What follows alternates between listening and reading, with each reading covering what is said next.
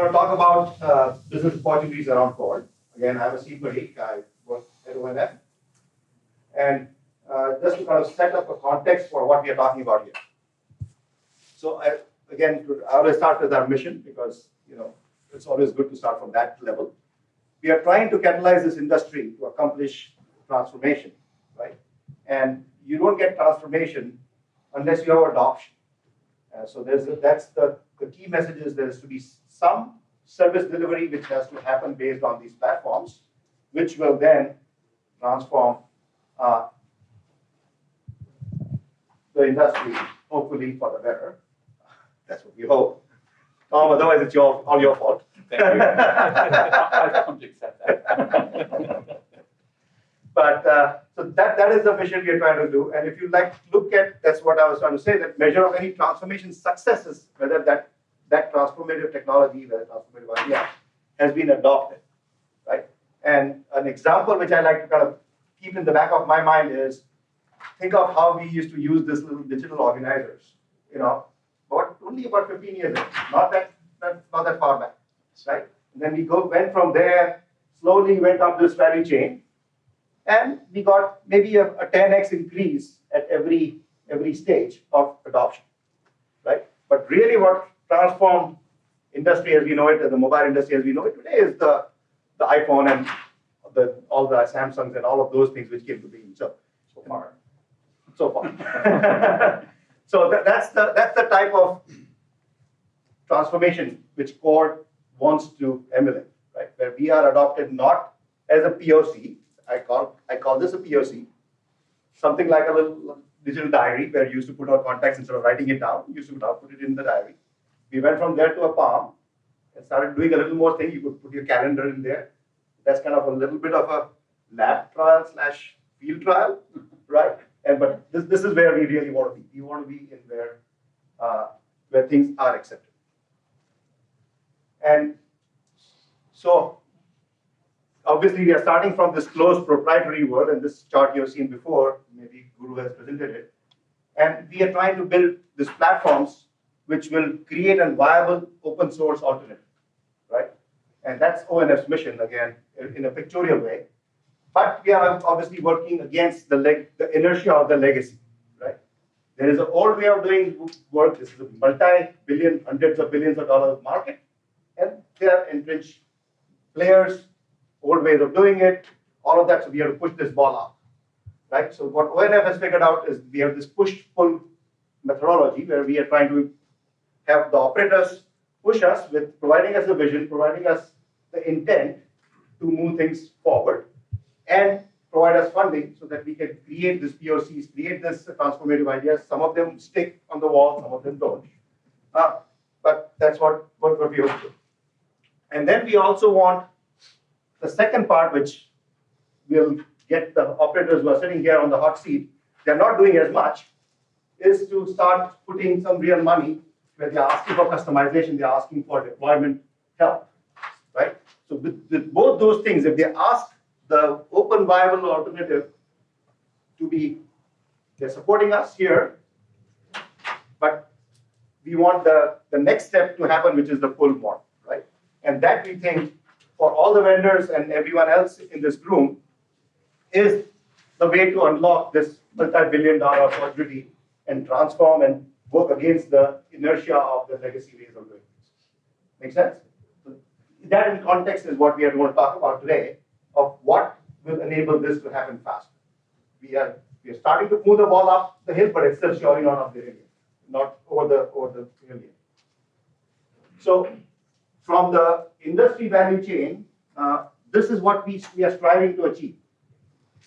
We are working with research organizations. Some of them you'll see in the things upstairs tomorrow. We are taking that your research, your good ideas, call it P4, call it SDM, call it NFP, and creating what I call applied research-based platforms, and that is ONF. Okay? Like we said in the morning, Guru said it multiple times, this by no means is supposed to be a production-worthy thing which you can deploy in the network. So then we are expecting something in the middle, commercial vendors, to take those platforms and productize it, create a product offering around it to support it. Then they can either go directly to the customers when they're big enough, or they have right relationships with the service providers, or they can go through a system integrator or a channel to get to the partner. So this is the ecosystem we are trying to enable. And what we have on the panel today is a component of every ecosystem. Obviously, service providers, so we have AT&T and Deutsche Telekom. And then from the commercial vendors, the rest of the four gentlemen on the right of them are all from the vendor perspective, though Netsia is kind of owned by a service provider, so I don't know how to classify them, but I'll let you guys classify them. But here are the names. These are the distinguished panelists we have. Tom Anshu from AT&T, Manuel Paul, Linda Nong, Mitch from Fujitsu, Gora from Netsia Argela, and Prakash. And what I'm going to do to start on the Q&A, and I'm going to do the first 5 or 6 questions, but if you think there are smarter questions from the audience, I can easily shut up and you can ask the questions. Yeah, no problem. And you can ask the audience questions. So I'm going to just key up a discussion topic. First, as a way of introduction, just I want to have everyone go out down the line, introduce themselves, and briefly kind of describe your organization's interest in CORD and ONF. And obviously, some of them already done so, but it might not be a problem repeating it for a few minutes. Yeah, For a few minutes. a minute each. A minute each. Oh, so hi everybody. I'm Tom Onchitz. I'm from AT&T, and sometimes I think all I do is give talks. But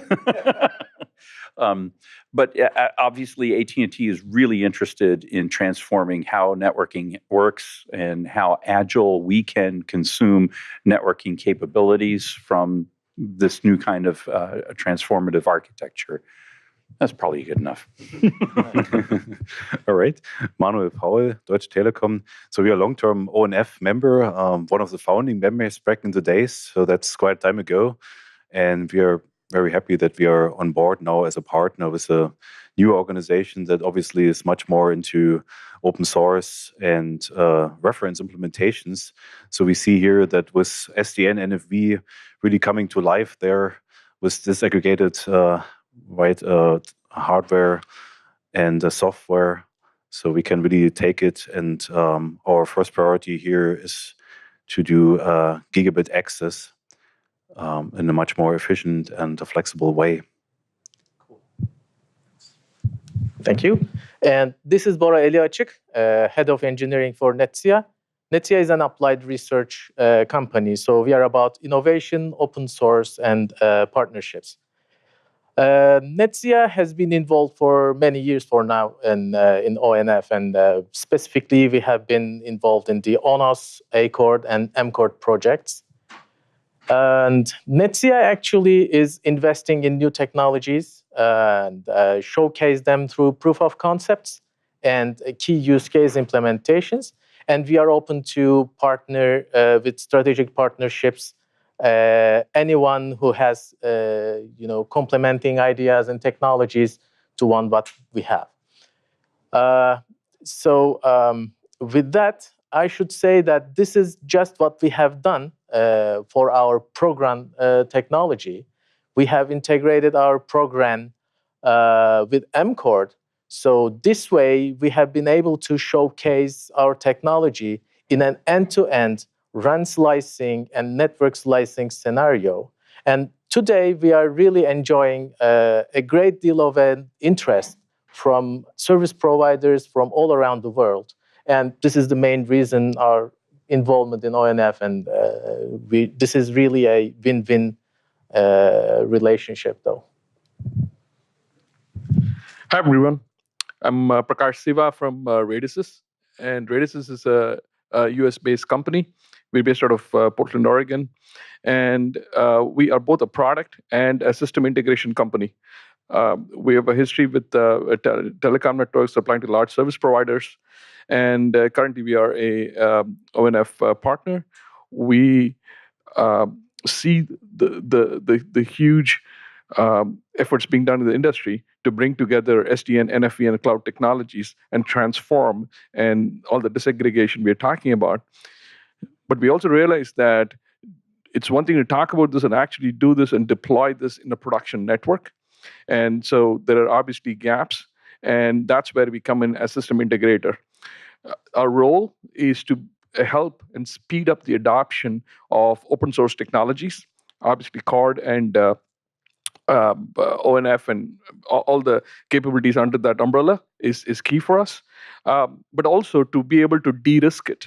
So anytime change comes with risk, and we want to be able to de-risk it for large service really for service providers. So we act as both, think of it as increasing velocity and reducing risk for service providers worldwide. Again, from our point of view, our contributions span both R and M CORD. Those are two major areas where we work with. We have contributed lots of the EPC code that is currently used by ONF. It comes from us, the Evolved Packet Core. We have supplied parts of our RAN protocol stack. And we are also currently the Scrum Master for Volta that Tom and others talked about in the next room.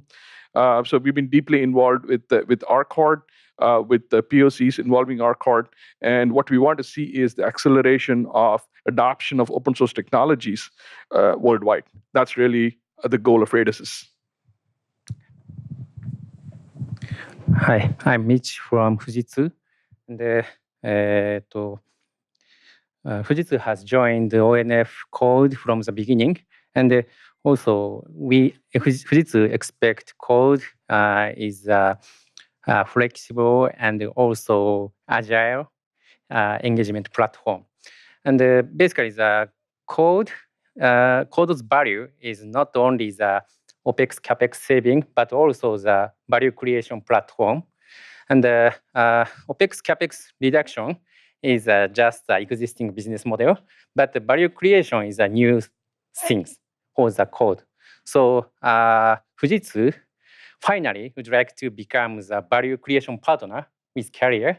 And not only the Carrier, but also I think the value chain, one more value chain exists. It means that some service provider or value receiver. So we should create the value with them. So our keyword is a co-creation. It is important keyword, I believe. Hi, I'm Lyndon Ong. I'm with Ciena. I'm Ciena is a networking specialist, I guess they call us company, which means that we have a lot of key networking technologies, especially in the optical transmission area. And we try and look at kind of leading edge networking issues. Personally, I'm in the CTO office in Ciena, so I'm probably the wrong person to answer the questions about business. But somehow, when I went around and asked some other folks about the panel, they said, "Well, I'm not available," and so you'll have to do with me, I'm afraid.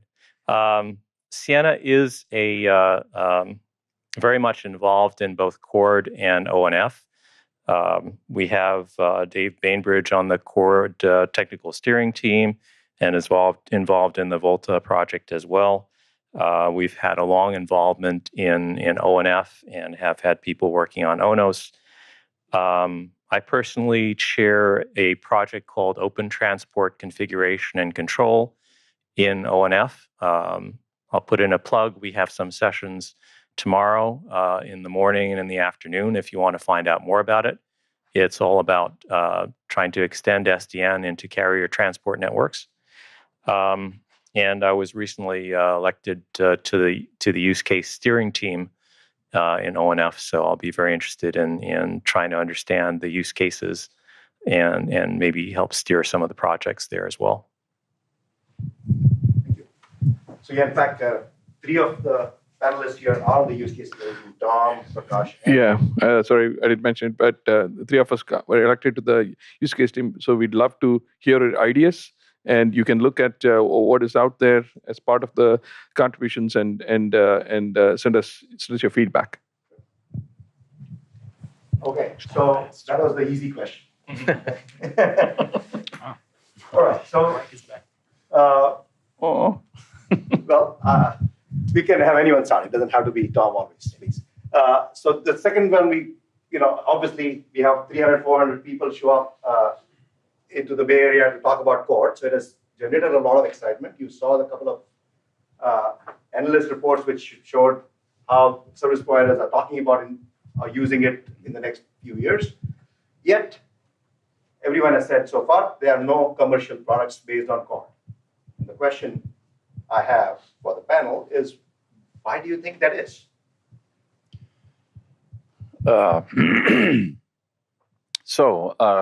Let's say I believe that there are almost commercial products in the market based on Chord. I'm aware of some proprietary products that are in the market that were spun up or had a fork of the Chord. And I think that we're seeing that system integrators have this new opportunity with Chord. It seems that we're at this point that I like to always go back to an example from the Linux operating system, that there was a Linux kernel long before there were lots of distributions, and people have a sort of level of trust in the distributions because the kernel remains open and not sort of a proprietary thing that's developed by one or another. It's not wholly owned by a Canonical or a Red Hat at the end of the day. I see that same market forming over time, and I'm pretty confident that we'll get there. But I think that folks know that sales cycles into telecom are lengthy. The commercial products around Chord are only just now emerging. And there is, I would say, a level of reticence probably for companies that are already successful and have vertically integrated solutions or any type of non-Chord solution are not well motivated to sort of eat their own young, right? So I think in many ways it's an opportunity for maybe first and foremost, new entrants or adjacent markets to get into the telecom market if they have the patience and the ability to take the long sales cycles. And then potentially for folks, there's this observation that the telco ecosystem was consolidating over the last few decades. And if you're one of the folks that are falling out of the market through this consolidation, you might find this as a new way to re-energize your business. There you go. Yeah, I think that's pretty much a comprehensive description about the status quo. And obviously, Tom, you're the person to really look back and say that's where it started. So, and I think first of all, the definition is somewhat maybe what makes it difficult to really answer what are the products, right? Because if you think about the classical integrated products in a traditional telco market space, then maybe the answer would be no or not yet, right? So certainly still emerging. But on the other hand, if we don't define that classical stack or that kind of black box approach as the necessary product or the ultimate product or the only product around this innovation pipeline, and that's where I like this picture a lot. It's much more a disaggregated kind of approach that is now possible, and so I think in a lot of stages they're very fast emerging entrants, and certainly that is all well to set stage for products. And products can be integration or can be consulting around this platform. So this is all now a new sort of product for the comparison to the classical telecom world. And so that is maybe where it is new, but that is all good and all expected.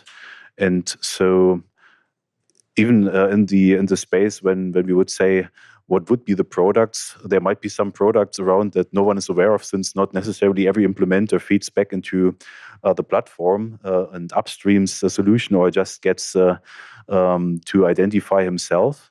But I believe still, when we look at the stage, it's early, and so I like this, Tom, as you described it, around this kernel. And if we just see how fast the community emerged around the sort of core kernel, then I think it's just in a stage where there's a lot of market forming around this, and so there's a number of products to come out of this probably very soon. Thank you, Manuel. I actually totally agree with that. I mean, as long as there will be demand, supply will follow. So, and we have seen this morning, a lot of service providers are demanding this, so supply will follow. And Are you agreeing with the premise that there are no products today and the supply will follow? that's correct. I mean, there are no products. I mean, if you ask the reason behind that, it's still emerging, still emerging. I mean, but we just need to be a little bit more patient, because I think we are very soon to that point, very close to that point, and Netsia, at Netsia, we are working on a production-ready cord already, and I think we'll soon get the results of that. So it's coming. Okay. I agree with the other panelists, but I would also tweak the question a little bit, where we have to clearly define what it means to be a product. When things, disaggregation, when you pull things together, what our customers are really looking for is outcomes. And successful outcomes will drive the market. And how those outcomes come, it doesn't need to be from a single vendor. It is really a collection of vendors. It is the community putting that together. So in that sense, it is not, it is commercial, it is or pre-commercial, but what it is not is completely production ready, but we are getting there. And the hardness of that will depend upon really the scale of interaction with service providers. And the other reason why we think that it's not moved is because it is not also widespread geographically. There are places where obviously incredible innovation is happening, but that's not same worldwide. So we have to look at these young technologies, these technologies that are in a sense, the hot spots where things are moving, right? And the concept of product itself is changing, because what customers look for is outcomes, because they want a certain outcome with a collection of best-in-class products to ensure that the outcome is met. So if you look at that definition, then we are coming actually closer to what we think of as production commercial deployment. So basically, the code is a platform, good platform. So we can expect the value, but we can promote code as value creation perspective yet. So one of the key one is the co-creation. Already I explained, and also basically this is an open style development. So we need to understand the open innovation style. So another key thing is agility, I believe. So how to quick develop and feedback. Such cycle is important, but still we are wondering. So it is my feeling, the bottleneck. So I'm still, to some extent, learning about Chord, but I guess I'm very optimistic about it. I mean, first of all, I wouldn't be here if my main key customers were not already very interested in Chord, and I think it just makes an incredible logical sense, right? I mean, it's deploying this kind of well-known and understood technology into the central offices and modernizing the central offices. Now, even though it makes a great deal of sense and there's a lot of advantages to it, I think people have pointed out that it still takes a number of years before things would get deployed. And, I go back to when I first joined Ciena was when Ciena was bringing out the Core Director optical switch, and it was the first real optical control plane. And it had these, huge advantages in restoration and functionality over the management systems at the time. And it still took like 2-3 years of really, really intensive testing before the software was really considered robust enough to deploy in the network. So it does take time. And I think in this case also, it's not just the Cord platform, but you also have applications that you want to run on that platform. So, but overall, I think we still have to be very optimistic about it because I think it's just so logical to do this. So does the audience agree with that? Let me ask you a question. Oh, you're asking a question. A question from especially the system integrators. If Cord is a platform, a reference platform, do you guys expect to have, some kind of application stored, available such that people can bring in their DNFs and you guys can onboard them in an autonomous way? And what is taking system integrators? Why are they taking too long to get to them? If that's the right thing to do. So if I look at, just to define terminology, there is a reference platform. Around that, there are solutions. There's an MCOT solution and RCOT solution, and around that, these are reference implementations. But that reference implementation has a bill of materials and has been tested and TST and lots of things. But you realize that every service provider, as you know, has a different flavor.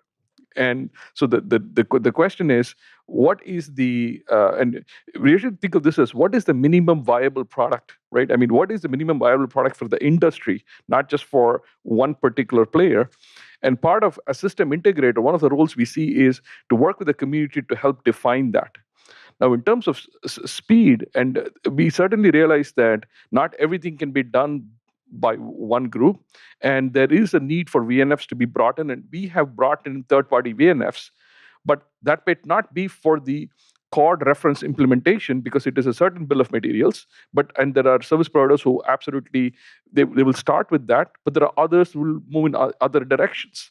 So in a sense, that has to happen for Cord to move forward faster, right? That bringing in third-party capabilities, not everything fixed by the architecture, although starting point, that's a very good idea. So that is happening, and we want to see that accelerate.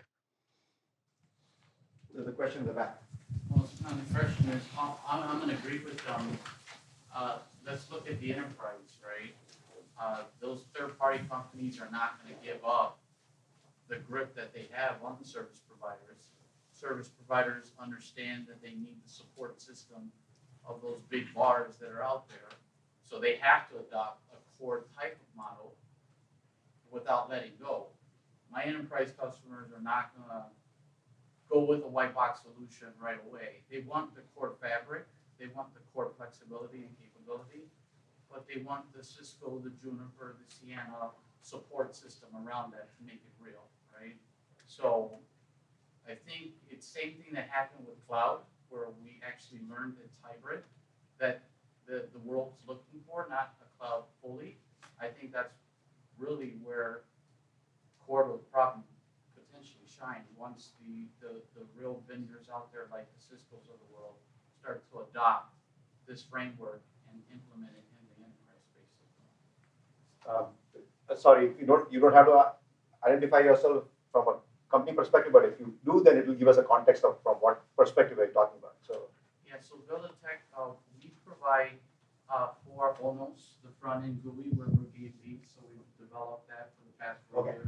Right. But on the back end, we work with our customers, the security surveillance, the financial services, and the cloud customers that actually pay the bills.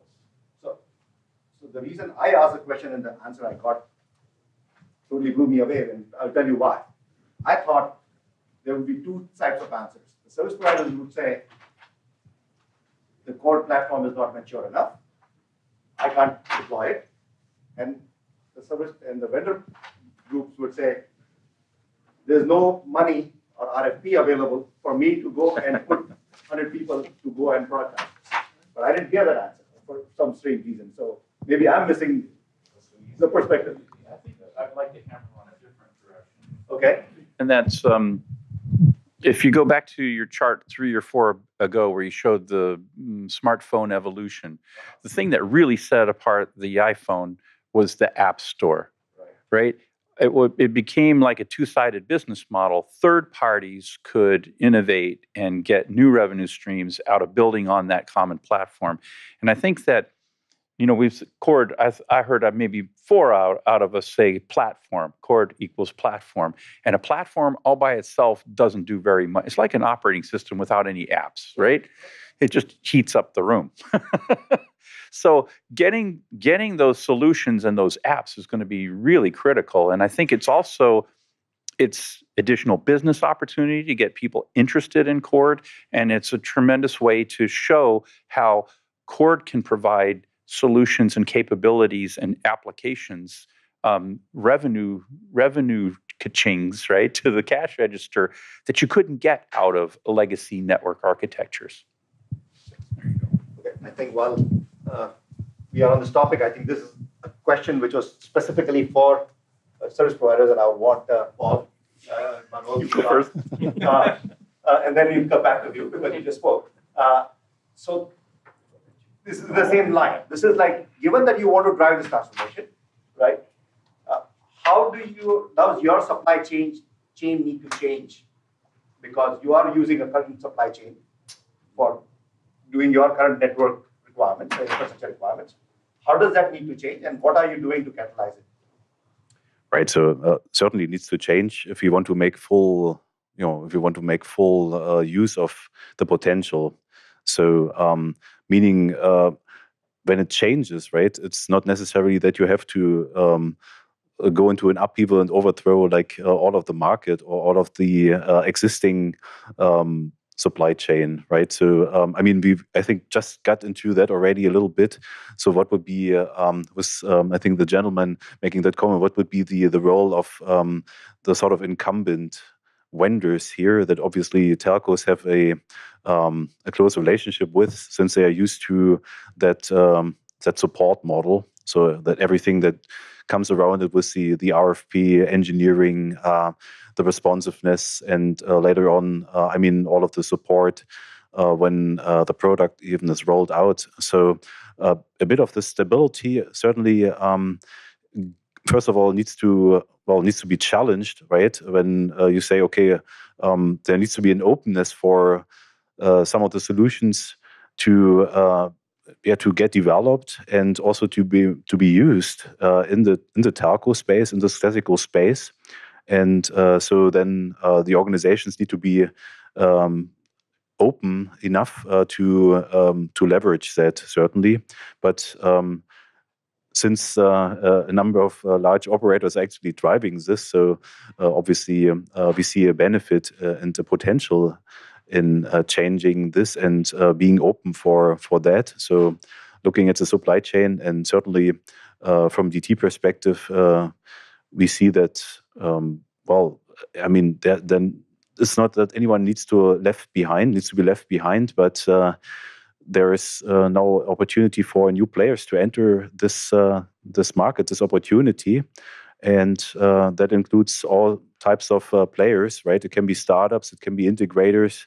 And so there's much more room for innovation than previously, when you just have sort of the stovepipe technology, architecture, and the supply chain around it, which is certainly had some optionality, but not much in the end to really innovate. And that's really the benefit. And so, looking at where this is, right? So I think it's making good progress in that case. And as said, so from our side, we are talking with all potential partners. So there's no preclusion of anyone, and that includes a transformation of the own organization, of course, how you work with and how you approach then the technology innovation and the engineering part. And the RFP engineering, right, goes into that. In the end, it allows to bring innovation to a space where it's possible, I think. So that is the opening thought, right? Is it a stack?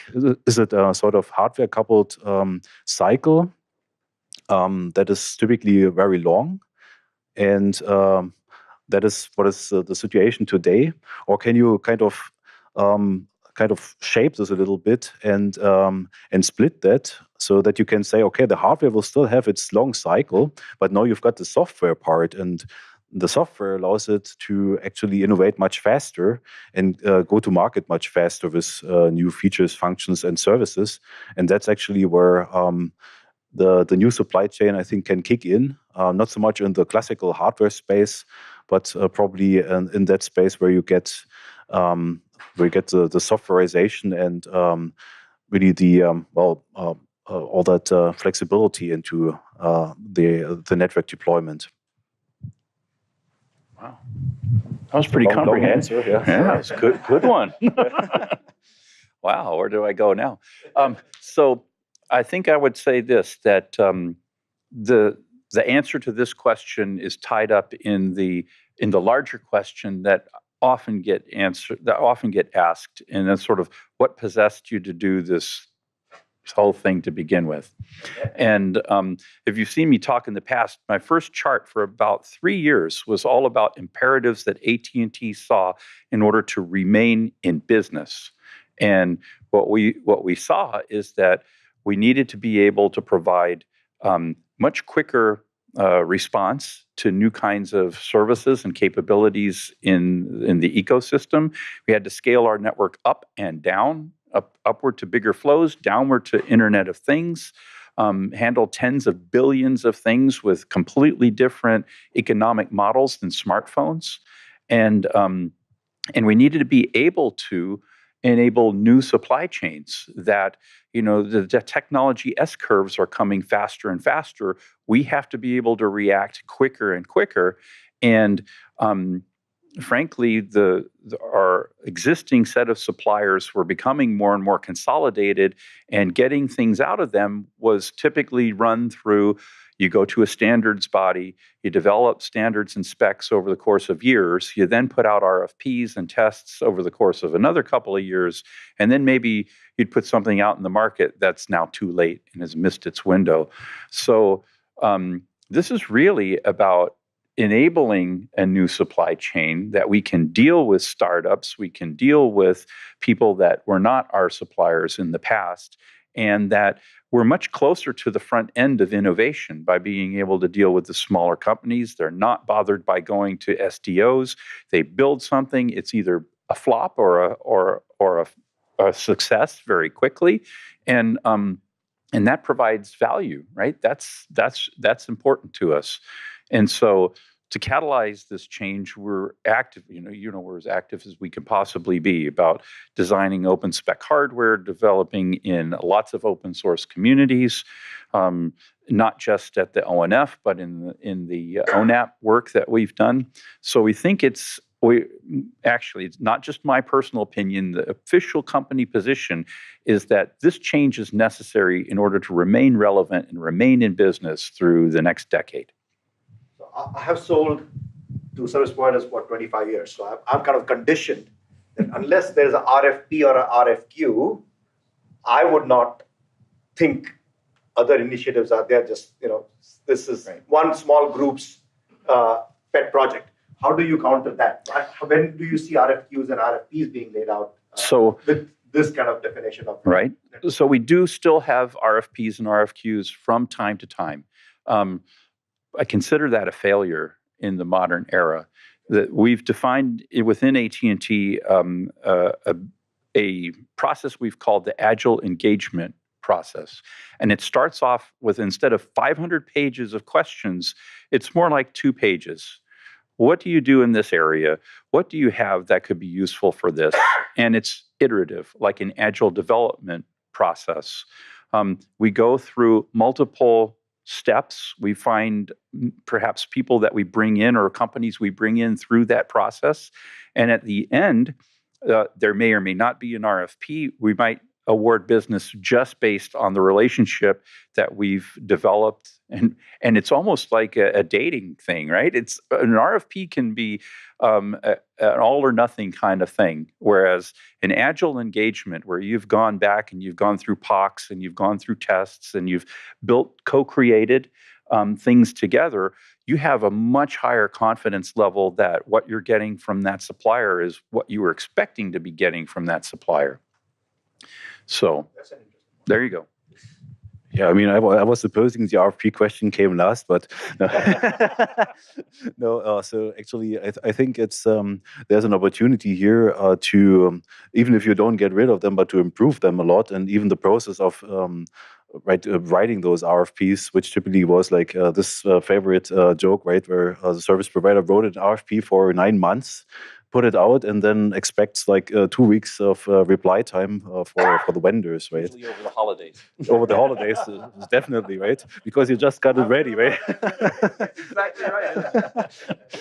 So I think this early engagement around reference implementation, and that's really serious. I think a serious advantage that we can take. I mean, all of us, right, in the community, is that we learn what really can work. So that's this fail faster, or in just this shorter loop of process, and don't write a long wish list, but really work with a prototype implementation, already see what is really necessary, and in that way limit the features. I mean, that's a lot of the motivation for standardization, and I still think that is also good to have a standards environment to kind of set the market and provide stability, but it helps to actually prototype and prove. And so in that way, it's not different than before, but it can just be even more efficient. And so people can learn already what works when they're writing the RFP, and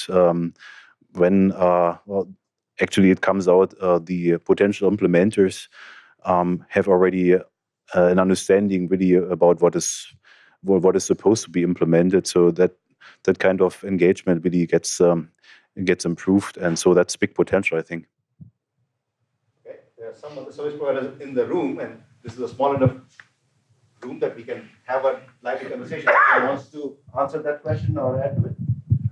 I have something for the room, not an you have a answer. question? Yeah, I got a question. Oh, Are there folks here who are in a startup, not a service provider, not a classic service provider, but a startup who makes use of open source or some? Okay, let me ask you this: when great, when you're thinking about some sort of new kind of thing that you want to address, do you think about creating an RFP and going out there? Or do you think about I've noticed that a lot of times the open source community looks for what's out there that's closest to what I want to accomplish, and how much work will it take for me to adapt that to my purpose? That's not an RFP process. That's an eval and espousement process. I'll let you talk some more about that, I feel like. You want to give a quick response? Right? You were asking about the supply chain Sure. model, and I think it needs to change. Yeah, it does need to change. I think what open source has given us is hope, right, for disruptors. I mean, I love Cisco with all my heart. It built our company, and we learned so much from it. But they squeezed us out of the marketplace, and we said, well, how do we get into an AT&T or a Deutsche Telekom of the world? Because we're thinking. And at Arista, we had the opportunity to compete with them, right, with using merchant silicon and building leaf spine fabrics and doing things cheaper, faster, and better, and being the small fry, and look at where they're at today. So really, we're just thinking disruption, new ways. Sooner or later, you're going to catch up, because Amazon will start to think about, oh, guess what? We could do exactly what AT&T is doing, cheaper, faster, better, with better tools, and let's compete with them now.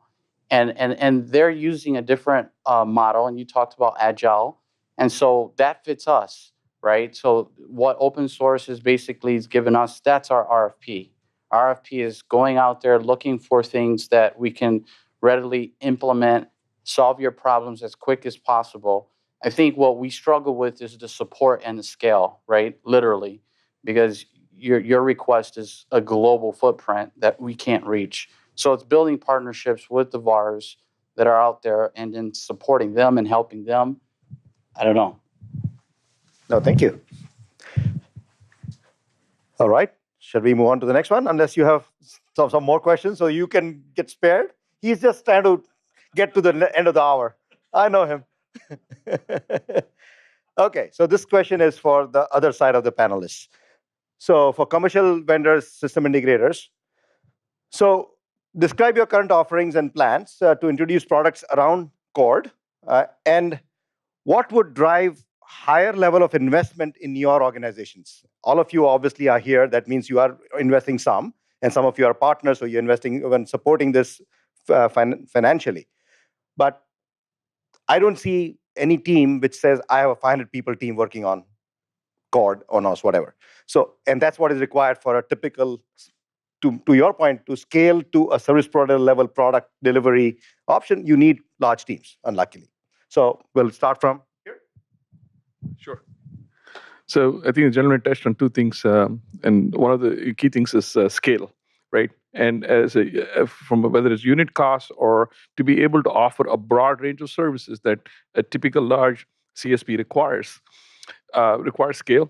And so a couple of things that we want to see is acknowledgement that the whole DevOps model and the fast innovation, we can't have the same financial models as the large guys. Right? I mean, it goes at the speeds are different, and the disruptors, in some sense, need to be fed differently. Right? I think that's one feedback from as a system integrator back to the community and back to the service providers. The other key is rate of convergence. So to converge on a solution, and you talked about this, Tom, in the previous instance, you have a product with 1,000 features, then only 50 are used by a single service provider. If you just go back to that model, effectively the union of all this, you just go back to status quo. But then the intersection of all this, you might only have 10 features, but that might not be a viable product. So we need to be able to converge fast, and the service providers need to help with that without going through this whole RFP or any kind of a long-winded process, because you're really trying to innovate in that sense. So that's one. The second is, I think, financial certainty, in the sense that it's not just the speed, but the fact that from a directionality standpoint, that is where we will end up, and that financial certainty will drive investments. And we need more of that, that it is not a science project, that it is moving, and it is moving in that direction. But we're really talking about the pace of that movement. So if the service providers came out and said, hey, we will obviously invest, and fully deployable systems come out at a certain time and with the certain capabilities, I think that would really help the market from an integrator, especially integrator point of view. Okay, so that is a pretty straightforward one for me, actually. As I said, as Netsia, we've been involved in ONF for many years. We already have products in place, and we have a secure SDN platform. We call it Prognet, and we have a run slicing solution. We call it Progran, already in place.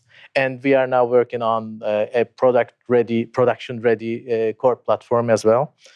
And so what would motivate us to do more?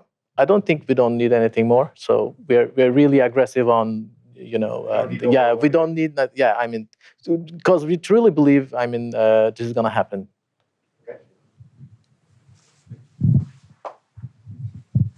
Yeah, basically, so importance or vendor perspective, important things we need a partnership. Recently, the RFP style is not acceptable. We agree, but no RFP, we lost the way. So at least we need to confirm, prioritize, and also prioritize the features. This is very important. So partner is very important. So engagement is required, basically. So it is the point. So at least currently is still investigation, incubation stage. So small start is preferable, and also try and error is required. So such stage.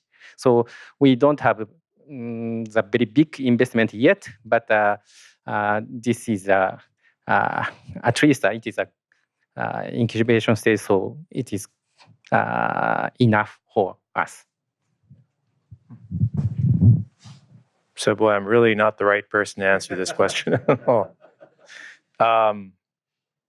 But I guess I thought one interesting point was the sense of stability and kind of permanence, right? So I mean, I do come kind of from the standards world, and I know the problems and the difficulties with standards and how long things took. But there was a certain assurance that it was something that was an agreement across the industry and would be around for a while. And I do hear occasionally from some of the service providers that I talk to that they feel a need for this sort of sense that it's an industry movement, that there's some permanence to it before they feel comfortable moving to it.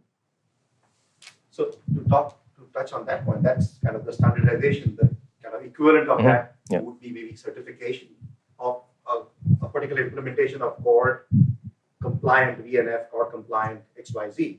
Do you think that from the certification program would help you in that, or how would that work? Or do you want a certification program? I guess I would think a certification program probably would be helpful. I think you would probably need to be careful about what it was that you were certifying or how it was you were certifying it. I mean, I haven't really kept track of how the OpenFlow certification process has been going, but I know that initially, for example, they had a lot of difficulty because the specification itself was so broad that they needed to iron out what certification actually meant. But I think it would be helpful. Not everyone has to answer. If you have a point to make, you can make it. Otherwise, we can move on. I mean, yeah, certification would definitely help because that means pre-integration and pre-validation, and that ensures an easier deployment and hassle-free deployment and operation. So without a doubt, I mean, a certification would really help. Okay. Yep. Do you want to say something? Yeah. Oops. All right, we'll let you have the last word. Sorry. Gosh, I was gonna back away from certification. Actually, I think it's fine. Okay. But one of the things that I've realized is that in an open source community, there's a whole spectrum of ways that someone could, or a company, a carrier, could choose to engage. And on the one hand, you could look at something that's been broadly adopted and it's generally found. The Linux kernel comes to mind, right? I, as a carrier, have little bit, almost no input to the Linux kernel necessary in order for me to consume it and gain its benefit because it's so broadly, so broadly supported. There's just tiny little bits of support that go in from any one given, consumer. And if I drive that all the way to the opposite end for AT&T, imagine ONAP. When we first wrote it, it was completely an internal software development project. We bore 100%, maybe 110% of the effort and the time and the problem of creating that software. And then we open sourced it, of course. So open source is really a spectrum. You can choose which places you want to engage. And if you want to choose on something that's highly, unique and arcane, you're going to have a lot of support costs and a lot of pain and suffering. On the other hand, if you choose to go with the flow, you'll find that it winds up becoming much easier. And I think that that winds up also driving the overall industry. It winds up driving the ecosystem, that those common reusable solutions, we might not see them in front of our face now. We talk about them like being certified, but essentially, once you start getting some kind of a gravity well and you see the same kind of system being deployed 3 or 4 or 5 times in different carriers, that's going to start accreting and it's going to start becoming its own certification, its own de facto standard. And I look forward to that. I don't know what it will be, but I'm convinced that it will shake out time. So I think my feedback was in the lines of actually the de facto standard that as we see more adoption, then there is a natural commonality coming out through the ecosystem. And the other thing is certification is good from one point of view that pre-integrated systems certify to a certain level. But the other side, we're also looking at having a rich ecosystem of services running on top. And whenever you want that richness, you want to attract as many people, and you need to look at certification as what it does to that process. So I think that there's both sides to it. But once you see the emergence of that common piece that is adopted by many across, and hopefully across a geographic area, not just in one area, that really will drive the certification, right? Whatever that certification means. And then, but until that point, you want to attract as many VNF vendors, as many richness of services to your capabilities. Surely. So it's obviously, I'm not talking about certifying every VNF, right? I'm talking about a common way of onboarding a new VNF, right? What are the APIs which are required? What is the telemetry which is required of every VNF to be able to fit well into the core platform? Similarly, Volta, hardware abstraction. It's a hardware abstraction. We have called that out, and we want to make sure that a new OLT coming in is compliant with that hardware abstraction. You were saying something? I was just going to make a shameless small plug for my company that ONAP does include VNF onboarding rules and certification kind of things. So it may be in the best open source community sort of way, it might be great to just grab that and run with it, right? To add one point, I think from the perspective of really being able to do certification, right? I think you need to have a good specification. So I think that point came up, Lynn, when you started sort of this topic, right, a little bit. So I think that really needs not just sort of a community-based de facto, but you need to have a kind of specification, because it needs to be nailed down to something that you can actually hold your implementation against, at least in the classical way. I mean, unless you talk about, you can certify a service, right? You can certify an integration service if you want, but you need to describe the kind of compliance. You need to make a list, and this needs to have a consensus. Otherwise, you won't get enough demand around this certification. So I think that's rather something that can be in some specific points, maybe interfaces or points of where you try to do value add and to de-risk really for very large scale kind of deployments. But in general, I think for the community work, right, for an open source community, it's really more to look at the size and the how vibrant it is and how diverse it is. I think that is a better measure in that case than to say, well, we have some sort of certified solution right in here or as part of that. But I think that is more the question of sustainability. So rather than as we talked about platform, right, what you can make out of that and have really enough people around it to sustain it, then having some point certified solutions. So that's one thought. No, thank you. We have 5 minutes. I want to open it up for the floor. There are questions for the panelists, please. Go ahead. Anyone? All right. Everyone is convinced that there's business opportunity and we don't need to discuss it anymore. Just go and start making products. Wonderful. Okay, so any questions you want to ask for your fellow panelists? Each other. That's another option. Otherwise, I always have questions, but I don't want to. That way. Well, maybe if we just look at sort of the questions around. So I think there were some asks being made towards service providers being pretty clear in their use cases or bringing the clarity about when they want to have something ready. I mean, what do you think is does it need more process, or is it as it's currently working? Is it going well? I mean, obviously there's multiple levels where use cases get in. So the use case steering team now is a focal point to do that. What else could you imagine to what service providers or in general interested users should do to speak up and make their clear case about their requirements.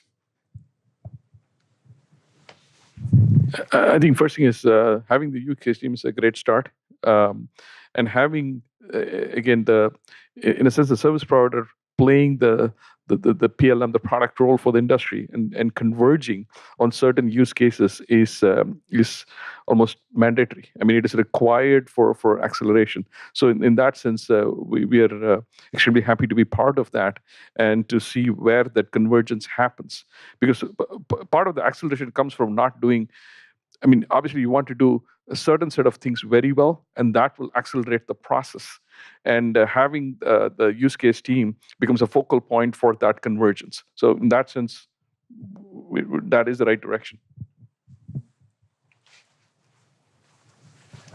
Right.